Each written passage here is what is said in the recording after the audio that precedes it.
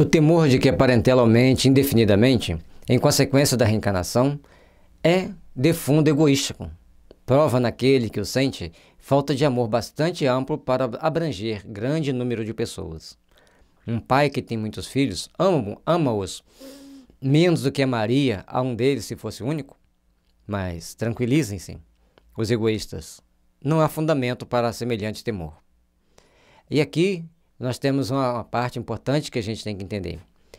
Se um pai que tem 10 filhos ama um menos ou mais do que se ele tivesse um ou dois, mas infelizmente tem pais e tem mães que diferenciam esse sentimento por um ou por outro.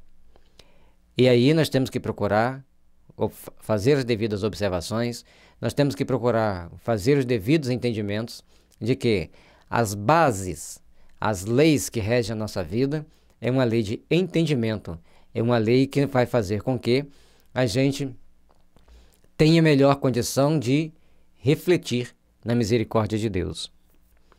Então, quando a gente para fazer essa reflexão na misericórdia de Deus, nosso Pai, nós temos que procurar entender que, se Ele nos dá uma família grande, é importante para nós sabermos cultuar esse sentimento de amor. Eu tenho 50 primos.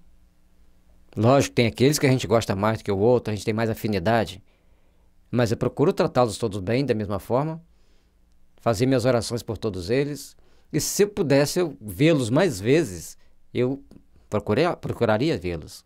Mas eu moro a 400 quilômetros deles, então eu tenho as dificuldades de encontrá-los.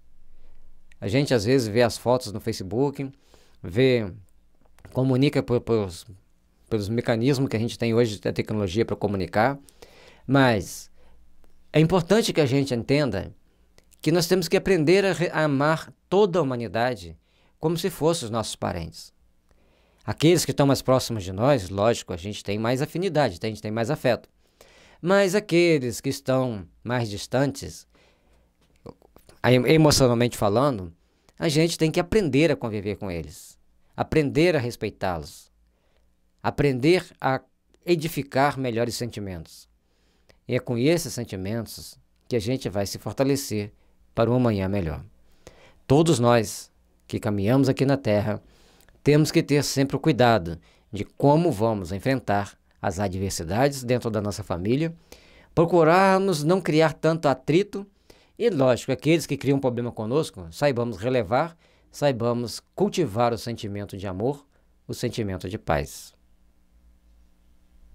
Cultivar o sentimento de paz dentro da família, seja a família consanguínea, a família da casa espírita ou do templo religioso que você frequenta, que nem sempre você vai ser espírita, que estará nos ouvindo, a família que está no ambiente de trabalho, nós temos que cultivar bem esses sentimentos de paz, de amor e de integridade, de integração, porque o nosso amanhã será tanto mais feliz quanto melhor formos o nosso hoje. E que a nossa família, lógico, nós temos que querer que ela aumente sempre. De todos esses primos, quanto mais eles vão tendo filhos, a família vai aumentando, vai tendo maior número de pessoas dentro para essa convivência. E todo mecanismo que nós pudermos fazer para que nós nos tornemos mais unidos, é importante que nós façamos. De fato, de um homem ter tido 10 encarnações, não se segue que vai encontrar no mundo dos espíritos 10 pais, 10 mães, 10 mulheres e um número proporcional de filhos e de parentes novos. Já encontrará sempre os que foram objeto, lá encontrará sempre os que foram objeto de sua afeição, os quais se lhe terão ligado na terra a títulos diversos e talvez sob o mesmo título. Então, quantas mães nós já tivemos em todas as nossas encarnações? Nós vamos encontrar com todas elas? Às vezes uma foi mãe numa encarnação, foi filha na outra, foi esposa na outra. E qual a condição dela hoje em relação a nós? Um espírito amigo, um companheiro de ideais e de lutas.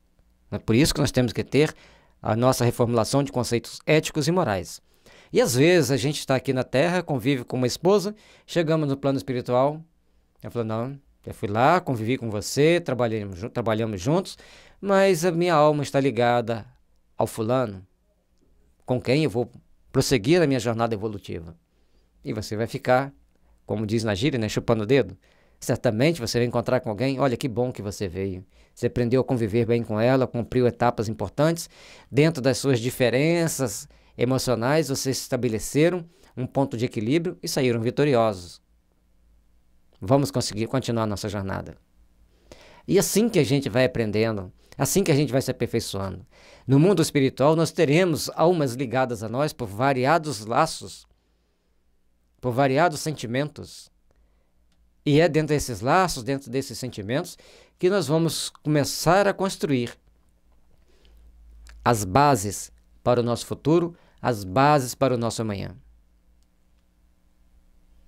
Trabalhemos, meus irmãos, trabalhemos para o fortalecimento dos nossos sentimentos, para o fortalecimento de nossos corações. E o amanhã será tão radiante de paz e de fraternidade, quanto mais nós soubermos amar e perdoar.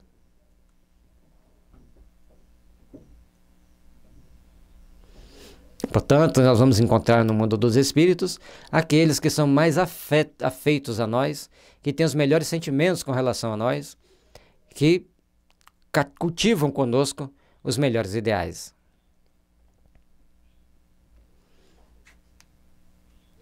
Vejamos agora as consequências da doutrina antirreencarnacionista. É o outro lado da moeda. Se no laço de família pode crescer indefinidamente, e quando não existe reencarnação, se não existisse. Vejamos agora as consequências da doutrina antirreencarnacionista. Ela necessariamente anula a pré-existência da alma. Então, a todos aqueles que adentram uma casa pelos laços da reencarnação, não existiu antes, eles foram criados naquele mesmo momento. Qual elo que existe entre eles? Ou que existirá depois da morte? Sendo estas criadas ao mesmo tempo que os corpos, nenhum laço anterior há entre elas, que neste caso serão completamente estranhas umas às outras. O pai é estranho ao seu filho. A filiação das famílias fica assim reduzida a só filiação corporal, sem qualquer laços espiritual. E essa questão é bem delicada, porque se não existe laço espiritual, eu descarto aquela pessoa a hora que eu quiser. Não vai ter consequências para mim. Nem no futuro, não vem do passado, nem terá no futuro. Mas com a reencarnação, nós precisamos ver que as pessoas que nós convivemos representam alguém que a gente conviveu no passado, que a gente ajudou ou prejudicou. Que, por sua vez, hoje, estamos construindo, edificando as bases para a próxima existência no mundo espiritual e para a próxima reencarnação. De acordo com os laços afetivos que verdadeiramente criarmos entre pais, entre os cônjuges e os filhos e os netos, vai ser aqueles que estabelecerão para o futuro novos laços, nossas novas bases e novo círculo do processo regenerativo, do processo autoeducativo, do processo que irá nos impulsionar para o amanhã de luz. Não há, então, motivo algum para quem quer que seja glorificar-se de haver tido por antepassados tais ou tais personagens ilustres. Com a reencarnação, os ascendentes e descendentes podem já terem conhecido, vivido juntos, amado, e podem reunir-se mais tarde, a fim de apertarem entre si os laços de simpatia. A maravilha da reencarnação não é só mostrar para nós que a vida não cessa com o túmulo. As amizades não cessam com a morte. As amizades são eternas. E as antipatias e os ódios terão que ser reparados. Se não for nessa encarnação, na próxima. E quando Jesus fala, quando a gente for caminhar com alguém, que a gente procure acertar as nossas dificuldades para não nos complicarmos ainda mais e sermos condenados, é para que a gente aprenda que não vale a pena cultivar sentimento de ódio, de rancor e de desentendimento. Quanto mais nós aprendermos a cultivar os sentimentos de amor, de paz e de fraternidade, mais edificaremos um futuro melhor, mais edificaremos um futuro de luz, mais edificaremos um mundo mais radiante, de paz, de fraternidade e de esperança.